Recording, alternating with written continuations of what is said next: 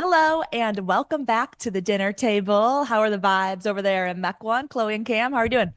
The vibes are high. The vibes are high. High as always. How are you Same doing, Cam? laugh exactly there, Chloe.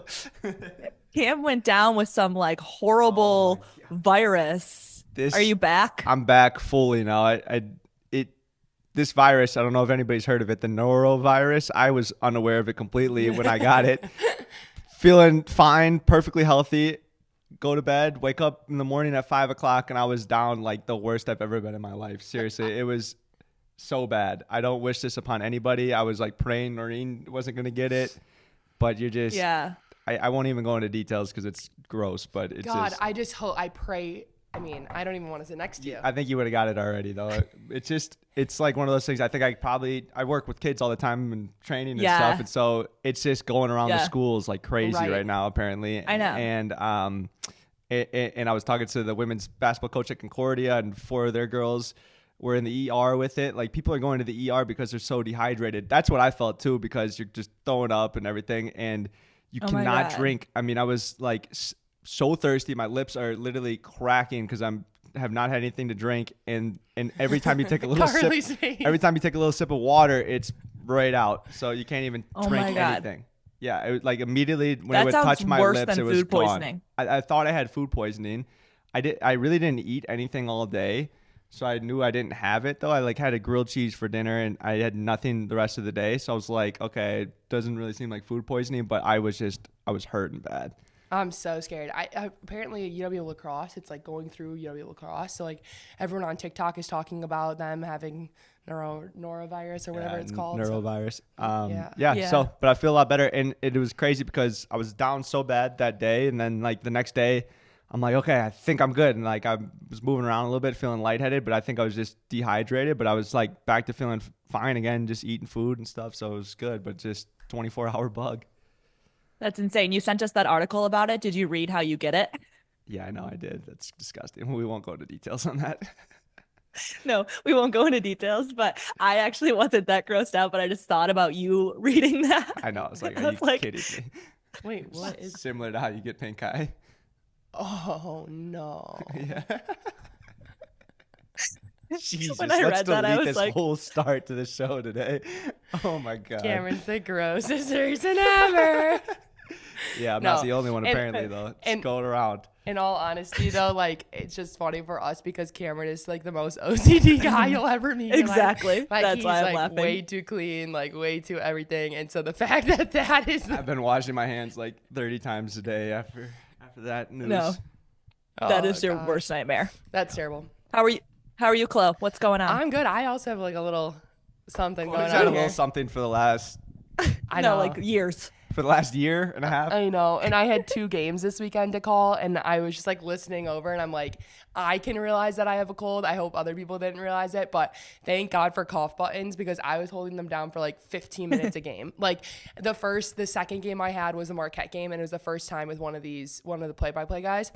And he's like asking me a question. I'm like, holding that cough button over here in the corner, just like hacking it up. And I was like, one second. A reminder to all of our viewers this time of the year to vitamin D is very important. I was just Yeah. listening to that, and they said your immune system is affected by vitamin D and zinc. So Yes, and Kara Walsh. yeah, Did she tell you that? No. Or no. Kara Walsh is like on it nonstop. She always is like taking zinc and taking vitamin D, and she said she like rarely ever gets sick. So especially for the Interesting. folks here in Wisconsin because we haven't had sunlight. We finally have some sun beating down on us right now, but I feel like it's yeah, just dark as soon as you step outside for the whole day. I know. I swear to It's God. it's depressing. I mean, 3 o'clock comes around and it's pitch black out here. I know. We have the shortest day of the year on the 21st. We all come like Ugh. snuggling in at 3:30. We're all like in bed. I know. How are you doing though, Carly? Yeah, sorry. Yeah, thanks so much for asking. Well, I have good news is I have off work today. It's for a not so good reason though. I was supposed to have off yesterday, but and this is kind of a depressing start to the podcast, but honestly, we're just saying what's going on the last couple days. But there was a school shooting in Madison yesterday, so it was all call everyone in for work. So I went in for a long time yesterday, just helping out everyone with the editing and like everything that they needed for that.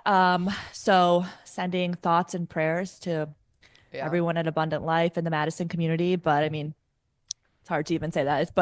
It's horrible. Everything's horrible about it.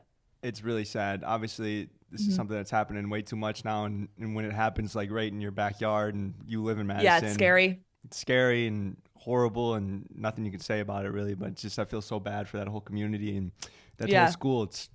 I was listening to the news yesterday, and you're right there, Car. And I was like, geez, I mean, Terrifying. And makes it you want really to cry. is. Like 219 school shootings, which is more shootings than days of the school year, which is unbelievable. So Yeah. sad. I did. Like, when I first heard about it in the car, I just like started crying because I was just like, I can't imagine. I just can't imagine being a parent and like hearing that and not knowing. It's just really wild. And Yeah. I want to say unimaginable, but it's unfortunately, like you said, happening too much. So, um, anyways, we'll probably find out more details about that today. But Off day then to some today happy then. news. Yeah. Yeah, I'm off today, which is nice just to kind of relax after yesterday. I hope a lot of people have off today because that was a lot yesterday. Yeah. But so and then we have a few more days of work and then it's Christmas break, which is so nice. So I'm coming home on Friday, and then I'll be home until the 27th and so much family time together. Yeah, which So will be it'll so be nice. nice. I'm so excited. McKenna or Noni and Grandpa come in tonight, and same with Mom. So then we'll have Mom, Noni, and Grandpa all in the house, and then McKenna drives in with her boyfriend on Thursday. So it'll be those two in the house. graduate. The graduate, yes. She just graduated a semester early from college, so she's killing it. But she goes back to Boulder afterwards to enjoy her life more. So it will be a full house. Jordan King will be going back home. So one less, but yeah, add 5 more. So, but it'll be fun. I love this time of the year. And Jordan will be back on the 27th. I was talking to her last night, so Yeah. we will still have probably a full house for the rest of the week. Yeah. Yeah, Christmas is the best. So I can't wait. So, okay, let's get into some of the sports topics that we would talk about at the dinner table. So the first one would be the Marquette game. They are coming off a loss to Dayton. They play I think it's at Butler tomorrow, right? No, No, at at home. home. At home against Butler tomorrow. Yep. So second loss of the season to Dayton. It was a surprising loss, though. I didn't get a chance to watch it, so I want you guys to tell me kind of what happened and if you are concerned about this team. Well, first off, I mean, I know some people were saying it was surprising. I think surprising in the sense of that they were up at half by 10. But, Dayton's no slouch, and they have one of the longest home winning streaks in the country right now. I think it's up to 24 games. Yeah. So Okay. that is a tough place to play. And they're a really good team. And so coming into the game, I mean, I think Marquette was favored by a point maybe. Mm-hmm. I mean, I was fully expecting it to be a tight battle and a really tough test. One of Marquette's toughest tests of the year. I think Marquette played a great first half. I'm really underestimating Dayton over here. I know, and I think a lot of people are too. I mean, Dayton's 9-2. They have a guy, Zedkey, who transferred in from Ohio State. We actually recruited him at Marquette when I was there on staff. Playing him. I mean, he's a beast, and then they're loaded up with guards, and Coach Grant can really coach. So they're no slouch by any means. Dayton's a really good team. So that first half was great for Marquette. I thought they did a really good job of keeping the Dayton guards out of the paint. Took care of the ball in the first half. The second half was kind of a tale of two stories. Dayton really just dominated on the glass in the second half, and Marquette had a hard time. Those guards for Dayton were just living in the paint. They're going inside to Zedkey, and a lot of people would say, if there's a weakness for the Marquette team this year, it's probably our inside presence and being able to rebound. I think that's a common theme probably in the. If we're talking, obviously the team's been great, but if you're going to talk weaknesses, that would be one area where I think you can get beat. I was kind of concerned about that going into the Wisconsin game, and Dayton totally, they did it. They made it happen in the second half, and it seemed like Marquette could not get a stop. I mean, with 9 minutes to go, they had one stop the rest of the game. Yeah. And if you look at some of these stats like Cam's talking about, so if you look at points in the paint, Marquette had 26 to Dayton's 46 points in the paint. So they had 20 more points in the paint. A lot of that came in the second half, as you're talking about. So, I mean, it's not like Marquette shot it incredibly well from the three-point line. They shot 31% from the three-point line, making 9 threes, but shot 30 of them. So, I mean, you had to live in the paint a little bit more and get some more easy buckets, but credit to Dayton to denying that paint and not letting people get in there. And I mean, when you talk about turnovers, I thought that Marquette did a poor job of taking care of the ball down the stretch. Yeah. Dayton would come up and press them, and Marquette would just turn it over. They looked like a little unexperienced in that area for a lot of seniors and leadership that they normally have at that guard area. So they had 13 turnovers, but Dayton had 16 points off of those turnovers. And when you talk about a 10-point game, that affects so much of it as those points off turnovers. So Marquette needed to take care of the ball down the stretch, but another learning experience for them. These are two good teams that you're playing on the road in Iowa State and Dayton. So I think we need to get a good road win coming here shortly. It will be good for us, other than Maryland. Yep.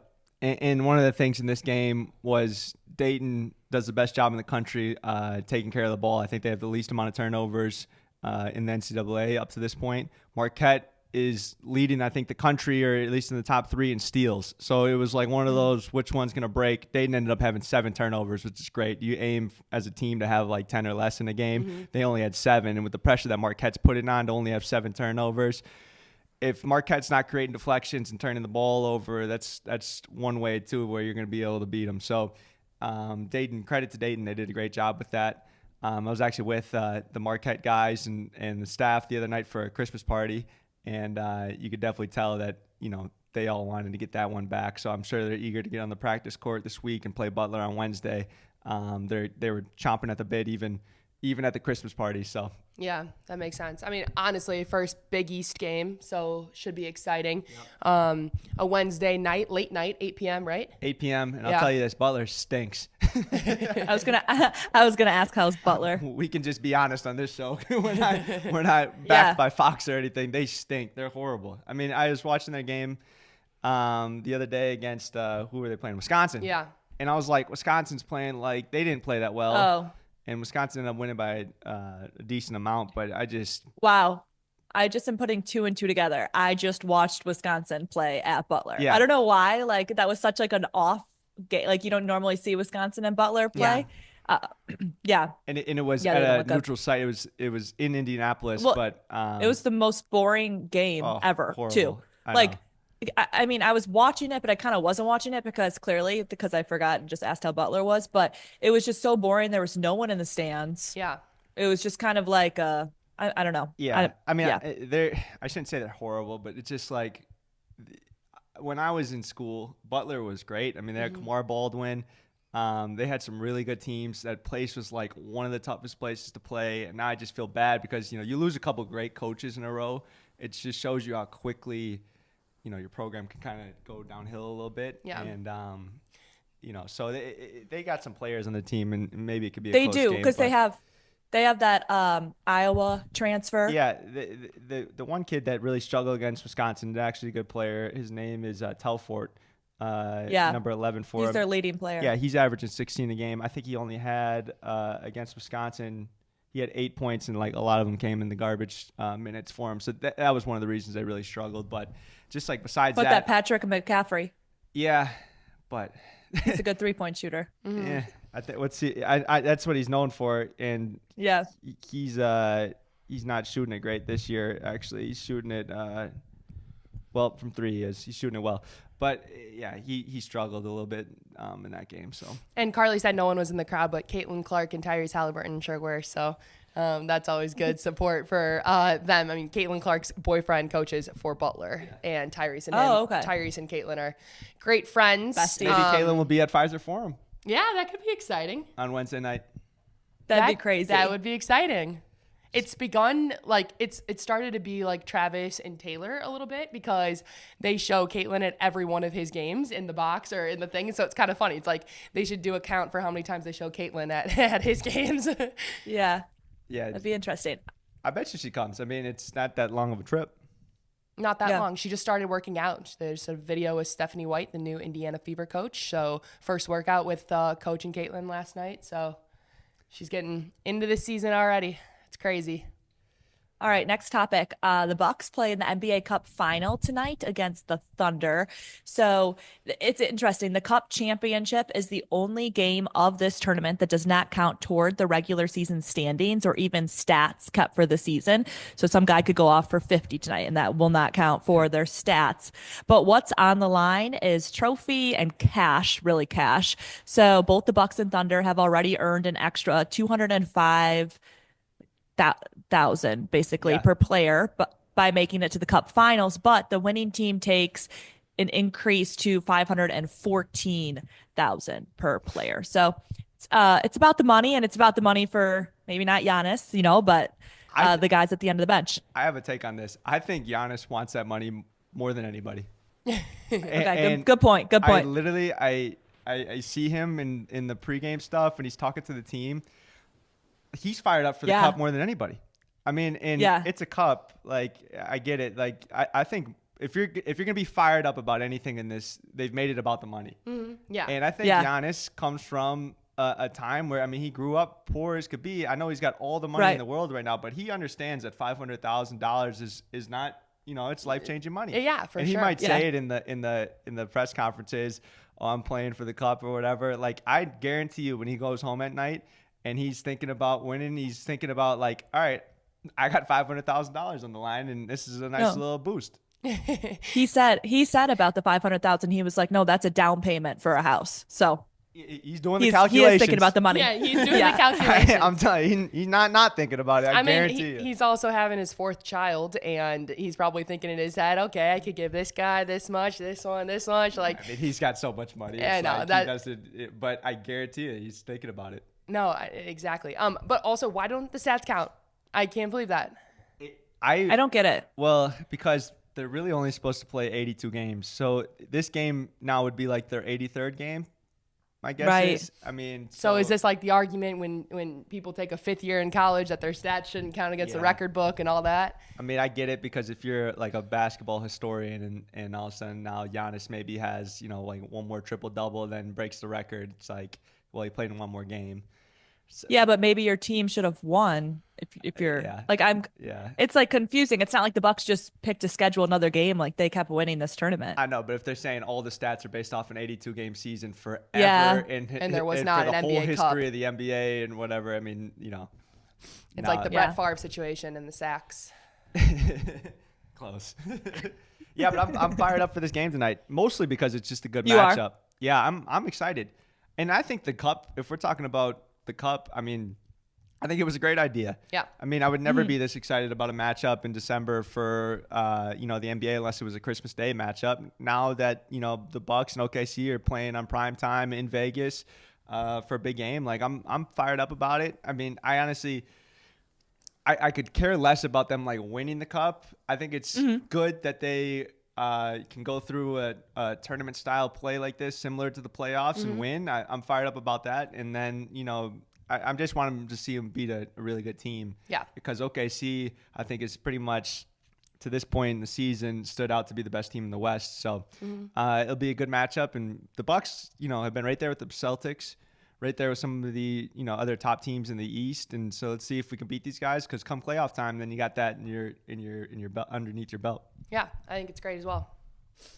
Doc Rivers said he loves it. He loves the format, but he said if there was one little tweak to it, he would want the teams that play in this championship game just to get a little more cushion on the other side of it. I guess like maybe just a few more days off. I think they play at Cleveland on Friday, so they get one day off in between. But that's what he said. That's a great argument. I think. I mean, I totally understand. If you get further into the cup, I mean, you got to have something on the back, and that's gonna help them recover a little bit more.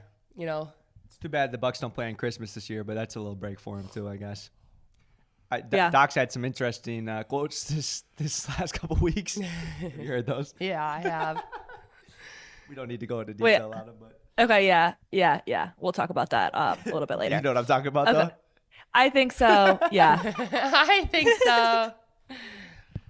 Doc's pretty funny. Okay. He's got some good stuff. I love I him. like that he's talking about also, we're going to wheelchair into there and Yeah. the old bucks are coming in with our walkers and stuff like that. Yeah. You could tell, I mean, you need motivation and all this stuff. And I think, say what you want about Doc. It seems like he's a good motivator, and it's been that way since he's been on the Celtics with the Ubuntu stuff and all that stuff. So. Sometimes you got to like feed Yeah. into the media.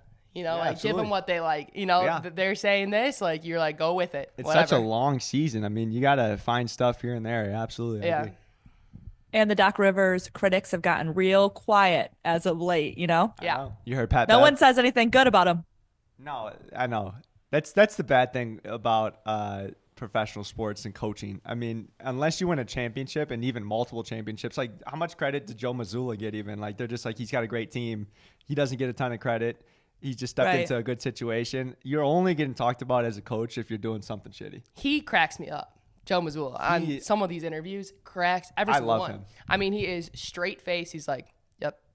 I love when they try to bait him into the questions about like religion and race and stuff, and he gives just the most like it's such a straightforward, awkward answer, and he's just like, I'm not going there. Yeah.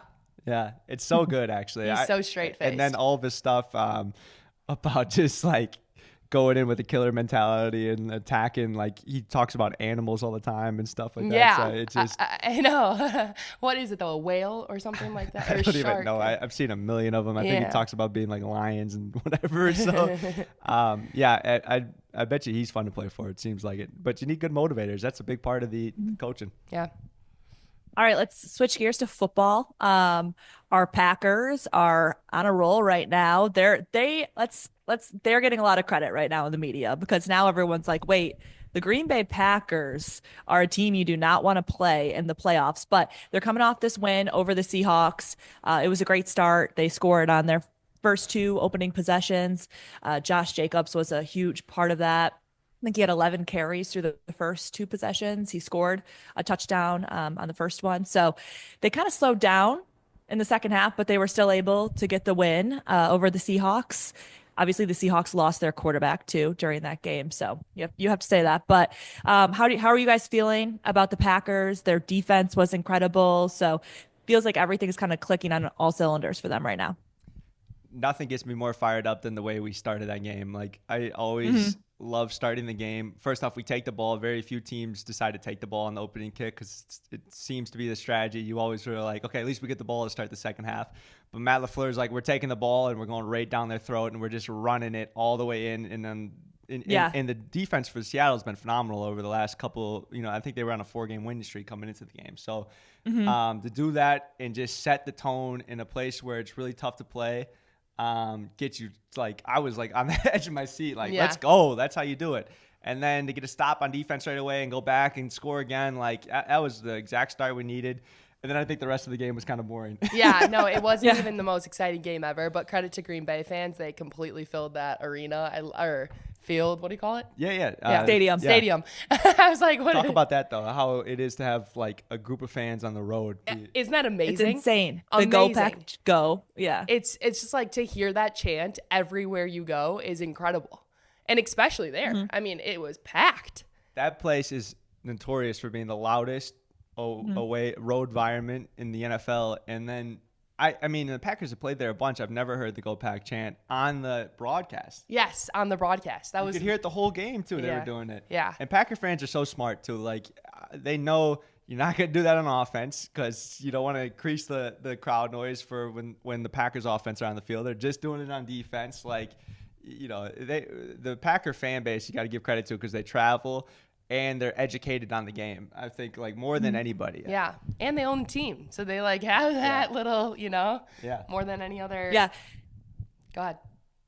I was gonna say I was a little nervous in the second half of that game when Josh Jacobs was stopped on that 4th down attempt. I was like, uh-oh. Like it just seemed like the game kind of stalled out and Seattle was kind of getting some momentum. So I did get some nerves in that second half that something crazy was gonna happen there. Tell you what though, our defensive line has been phenomenal. It was great to see Edrin Cooper step in. Yep. Yeah.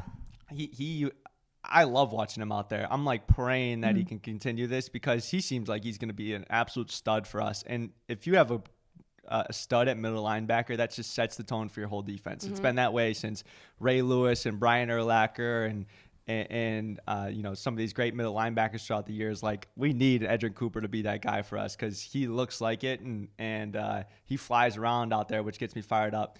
The other thing I saw recently is that, obviously we got rid of Preston Smith, and he's not on the Steelers now, and so that gives more time for Cox to play for us.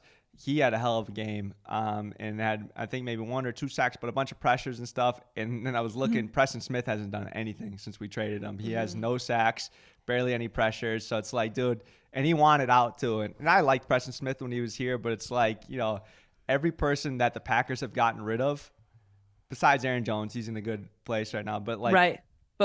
But we got Josh Jacobs.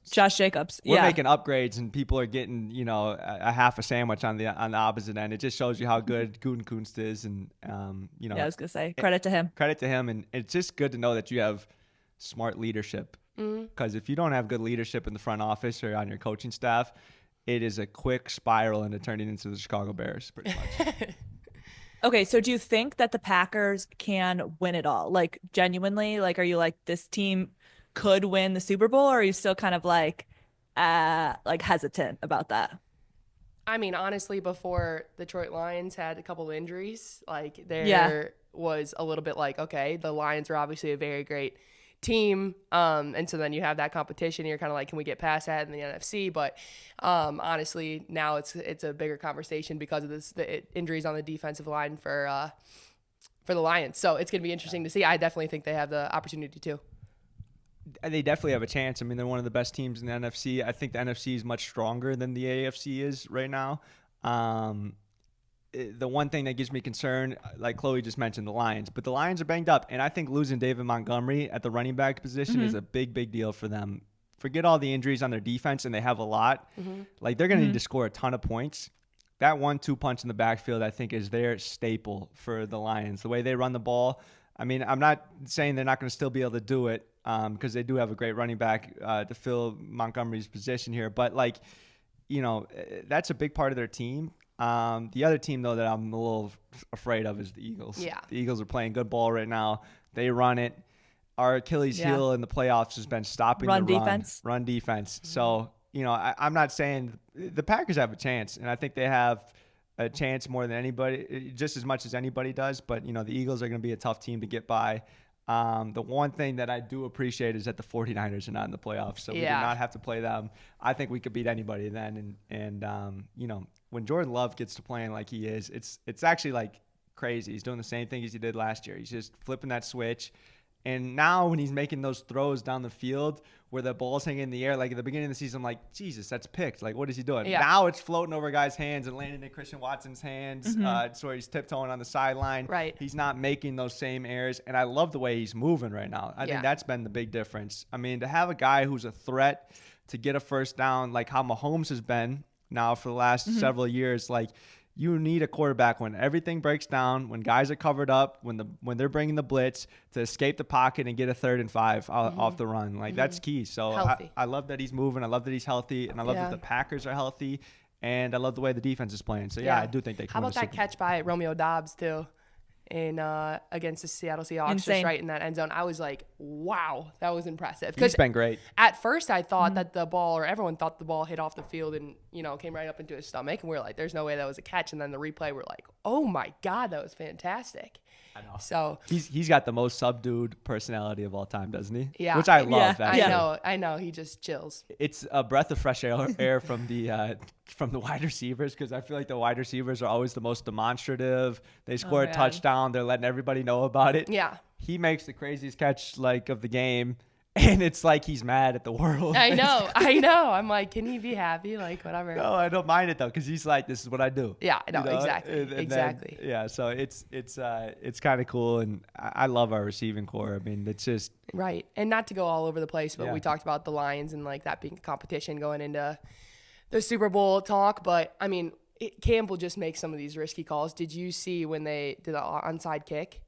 With like 12 minutes. I was just reading about it. 12 minutes to go in the game. And they were saying because they're so banged up on defense, he doesn't trust his defense, that he's just like trying to get the ball right back. I mean, they're down by 10 and there's 12 minutes to go. All you got to do is get a stop. Yeah.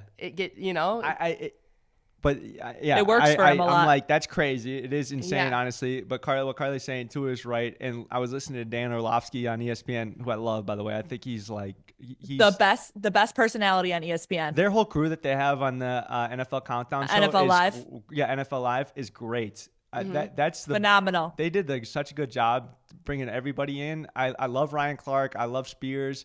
Mina Kimes, Laura Rutledge. Yeah, and then is it Sam Ponder? Who's some? Oh, it's Laura Rutledge. Laura Rutledge? Yeah. Sorry. Sam Ponder got fired. Oh, that's right. But yeah. Laura Rutledge is awesome though. She's yeah. It was so the funny. best. They're kind of doing they're talking more normal, and they're taking a page out of TNT's book, I think, because the other day, like before the segment even starts, Laura Rutledge she didn't know she was going to be on TV that day. Apparently, they had something that came up, and so she didn't get a chance to put her eyebrows on. And so, like, before the segment even starts, Dan Orlovsky and Ryan Clark are like, no eyebrows for Laura Rutledge today. And she's like, and then she looks like Elvis, and they're like showing her outfit, and she's literally just like, she's rolling with the punches. She's like, yeah, I think I look good though. Like, now we're gonna go into the Lions. Like, I can't get anything in with you guys.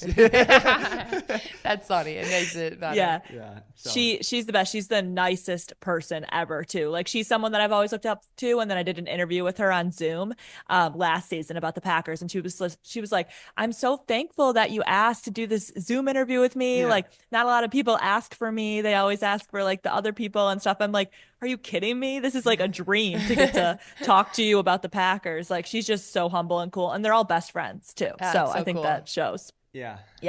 I forget what Dan Orlovsky was saying now though, what I was gonna go into, but yeah, whatever. Sorry. Yeah, I love them though. They're great, and they do a great job of educating people on football, which is fun. So yeah. Just getting a quick bite in too, Carly. Sure. I'm just getting a little bite of my granola bar. A little protein. Okay. Couple more topics. Heisman Trophy. Let's get into that. Travis Hunter from Colorado won the Heisman. I voted for him, so glad that he won it. How many votes go into that, I wonder? I mean, it's like thousands of writers, right? And reporters across the country.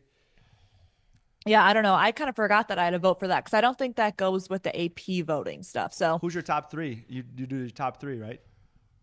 I did Travis, Ashton Genty, and then I did Cam Ward, which I don't know. I like him. I thought, like, to me, like, he impressed me the most out of the quarterbacks. I think Dylan Gabriel ended up. Sanders? Well, it was hard. I think you would say more than Dylan Gabriel, whose team is number one. Yeah. I was listening to Dan Patrick, more than and Shedeur. He said he did Ashton Genty first, and then took Travis Hunter, and then Shedeur Sanders was his third. Okay. Well, a lot of people were shocked that Shedeur wasn't in New York. Yeah. I think Genty, though, like, I feel bad for the guy because, honestly, any other season, he's the Heisman winner, so that's unfortunate. It's one of those things. It's kind of like the MVP and all these leagues. Like, all right, what are we voting on? Are we voting on the best player? Are we voting on the best stats wise? I know. Who was the MVP for their team? Like, are you incorporating that? Because the Boise State's in the playoffs right now. So right. And if you're talking about MVP of a team, it's Ashton Genty because he took Boise State to the playoffs, and honestly, without him, they're not doing anything. So it's like, I do feel bad for him. If I had a vote, I maybe would have gone Ashton Genty and then Travis Hunter. But then also, if you're taking the devil's advocate, I mean, Travis Hunter did something this year that has not been done ever, and he's playing both sides of the phenomenal. ball. So it's like, I mean, he obviously deserves it, and I think Ashton Genty does too. But you can't be mad with either. I mean, so yeah, he was Genty was saying before the ceremony night, he's like, yeah, I prepared my speech last night, like I'm ready to go for today, basically like that, I know, and it's not the exact words that he used, but he was saying I rehearsed my speech last night, and part of me was just my heart breaks for that guy because, oh my God, the season of a lifetime. And I know. I love that he's wearing his Boise State stuff. I know, too. I love that. Yeah, they said it was, you should wear some gear if you'd like to, and then he was just it was no option for me. I was of course gonna wear the gear. He is what's so good about college sports, and what was so good about college sports up until 3 years ago. It's he really loves Boise State. Yeah. I mean, Yeah. and 3, 4, 5 years ago, everybody would have showed up in their college, gear. And he's like, no, I'm repping Boise State. Like, as I'm coming here, everybody else is wearing freaking Prada and like all Da this Vinci, crazy. Yeah. So But let's talk about the real drama Yeah. of The real thing Heisman. Chloe wants to talk about. All right, so it's Travis Hunter's girlfriend. She's the Beyonce. drama. The Beyonce. Yeah. Are we sure? They're engaged. Yep. Yeah, fiance. Okay. So I mean, I guess so there's a lot of drama surrounding her, like even going into this ceremony, but at the ceremony, basically Travis Hunter wins it. Coach Prime stands up.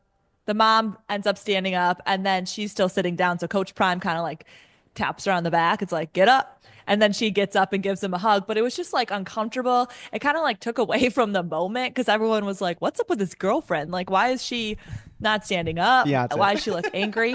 I'm sorry. Carly's trying to downgrade her. Well, I just didn't know if maybe he would rethink. I'm not sure. No, I have a completely other different take. Let's hear You the take. feel bad for her? I have never felt worse for a girl in my life than this young lady, Liana. The only reason is because, listen, before I was listening to her on her TikTok, I did listen to that. every single one of these videos, and I was like, what is going on with this girl? I'm like, can she get it right? Whatever. And it all started with on the field after their last game at Colorado. They went 52-0. Travis Hunter has a great game, whatever. And they're arguing in the back. But every single one of these videos is a 7-second clip that we've never seen the before and after of it. And so she goes on TikTok and is like, listen, I need to just put my statement out there. I don't know what's going on. Like, I am a very nice girl. I don't normally like argue or get in fights, but here's the situation. She breaks it down for them, for us and everyone else. And I'm just listening to her, and she's like coming into tears because she's just like, everyone is like on me for every second. She's like, let me talk about this Heisman situation. She's like, I am so cautious because everyone's on me about giving the family, giving Prime, giving Shador his moment with Travis, that I'm like, let me just sit for a second. She goes, first of all, I didn't have, like, the seat placements were already made prior to. I didn't just sit next to him just because I thought that that's where I should sit. Like, that was where my name was. I did not decide that. But you are his fiance. Like, you should sit next to him. Yes. And that's what she said. She's like, I am his fiance, so I'm sitting next to him, and that's how they placed us. Like, I didn't choose that. And then she said, I'm so cautious because of everything going on. So I look at his mom, and his mom hasn't stood up yet. So she's like, okay, I'm just going to let the mom do it on her time. And like, maybe this is not what we do. It's kind of a smaller ceremony. Like, you're not going to, maybe we don't just stand up. So whatever, the mom stands up, and then as she says, she's like literally about to go like this, and then Prime just gives her a little nudge, like, go get your man. But it wasn't anything like, dude, stand up. It was more so like, go get him, like, like celebrate with him, like you should be, like, it was just more so just like a cute little gesture.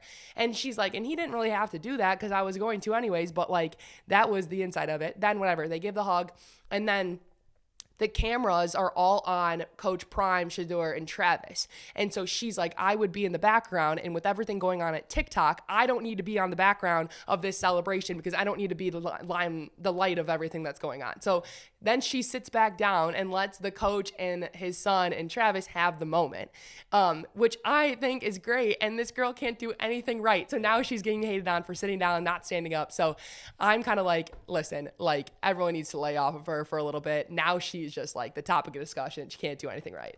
No, I know. We were talking about this the other day. It's like, as soon as you get that rap on you, now people are just looking for it to happen again. And so I think if she would have been the first person to jump up and jump into his arms, and just like, if that was her natural reaction, people would have been like, oh, look at this girl. So yeah, it's like not letting the mom have the moment, so. Yeah, I mean, I do feel bad for her too, I feel bad for her. Like, they do have an interesting relationship. Like, some of the videos of them together, I'm like, okay, like, interesting, but it is what it is. Like, that's them, and I feel terrible for this girl. I liked her after I heard in his speech that he's like, I don't listen to any music, but she put me on to Lil Wayne. I was like, all right, I like her. Yeah, I know. So like, and they've been together for a while. She also got a lot of hate about leaving him into her direct messages, and not talking to him at the start. But then people are saying now he becomes this really good football player, and now you're going to take him out of his DMs. But the true story is that he has had a girlfriend at the time, and so she's like, I don't mess with people that have girlfriends. So like, whatever. So really, it was like he was the one that wasn't. Yeah. Are you still on the I feel opposite bad. sidecar? No. Here's my thing. I feel bad for her.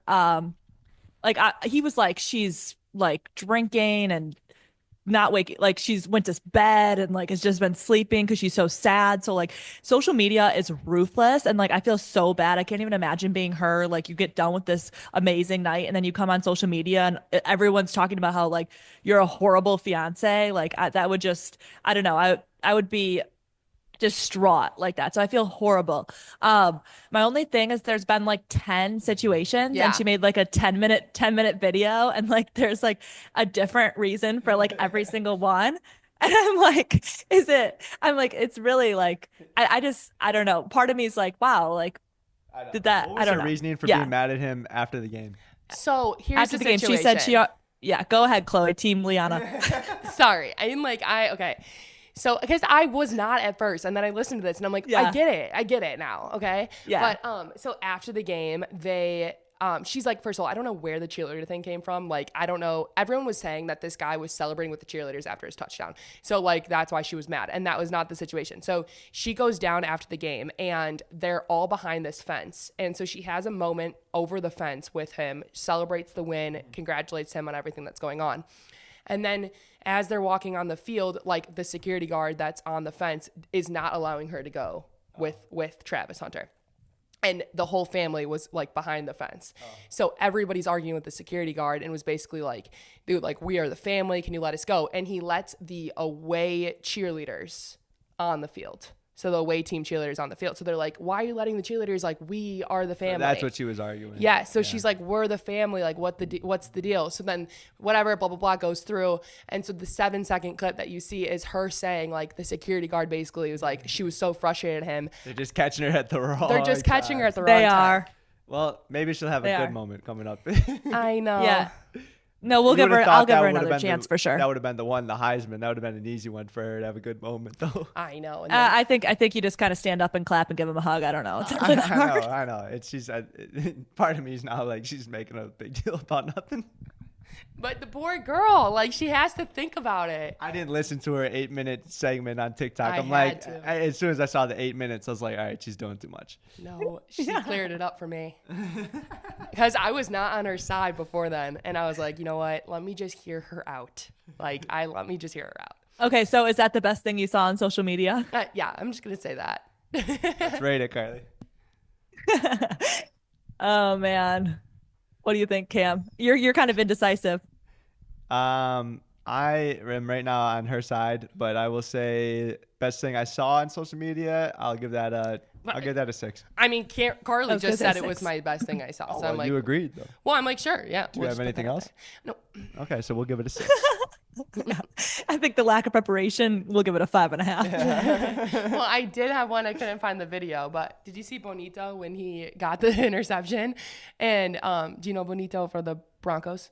Oh, yeah, and he had the pick 6. Yeah, so he had the pick 6, and he gets in a touchdown, and he does a celebration that's inappropriate. And the announcers afterwards goes, you can't grab your bonitos on the, the celebration. And I thought it was the funniest thing ever, so I've been trying to look up a video, but I couldn't get a video of it because they cropped it that's out. hilarious. It was the funniest thing ever. I come home and Giggy is dying laughing, and he's like telling me all about it. So and we rewatched it and played it and stuff. But yeah, Bonito is his name, and he gets a Knock pick everybody. 6 and does an inappropriate celebration and gets a flag for it. And so then the announcer's like, "You cannot grab your bonitos on television." So I thought it was That's funny. priceless. Yeah. All right, Cam, how's your lock of the week? It was good. Not so good this past week. I had a loss. Oh. 15-12. Okay. I am right now. Still above 500.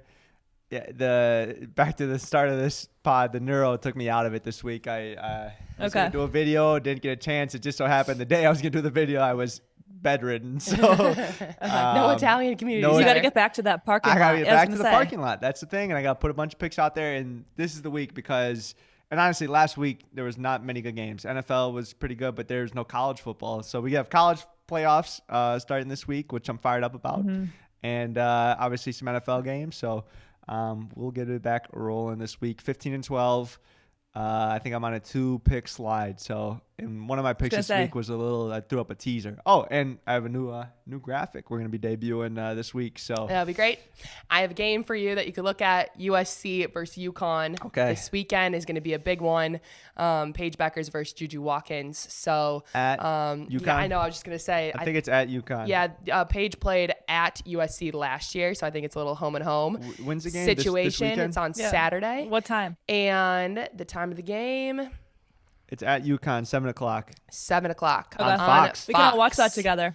Yeah, God, we got a lot to watch together. on Fox. And before looking at any of the situations, the bets, whatever you call it, money line, I don't even know. The spread. I would pick UConn. Okay. But I think You're doing a lot of banging on the table right now. I'm like, well, there's just like a lot of going on. Like I'm trying to like get my stance down, and I'm getting hot in here. I'm like having heat flashes. I don't know what's going on. Jesus. All right. I'll take them. Okay, so yeah, so just like take UConn, goddammit. Punches you in the face. Yeah.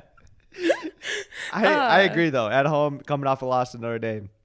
Yeah, they just have a way more, in my opinion, a structured offense that's very difficult to guard. If you can guard Juju Watkins, the only issue is that they got Kiki Iriafen in their post presence, and UConn has a freshman post, so it's going to be a very difficult matchup for her. And so that's going to be something that you got to look at. But USC runs a more of a one-on-one type of offense, and a little easier to guard for a very great defensive team in UConn. So I'm interested to see, but I think that it's going to come down just to making plays and things happen. Juju Watkins, Paige Beckers, it's going to be a great one to watch. So tune in. All right. I think that does it for this week's episode of The Dinner Table. Thank you so much for listening and watching. We'll see you next week.